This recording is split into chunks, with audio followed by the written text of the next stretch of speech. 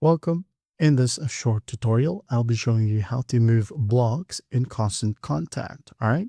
So for example, I'm just going to open up this email that I have made. Just wait for it to load. Now, once it loads, to be able to move a block, for example, you already have your blocks in here on your email. All you have to do, as you can see, just hover your mouse onto a block. Okay. Like so, as you can see. For example, this social share block in here. How do we move it?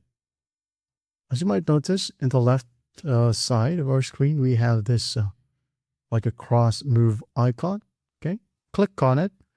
Again, click, don't hold. Okay, and then just hover your mouse wherever you want it to be placed. For example, at the bottom, like so. And then, if this is the place, just click once more. As you can see, it is now at the bottom. One more. You can go ahead and do so as well, right here to the right side. It says here, click and drag to move. Click, move it, like so. All right. To move blocks from the left panel in here, just drag and drop.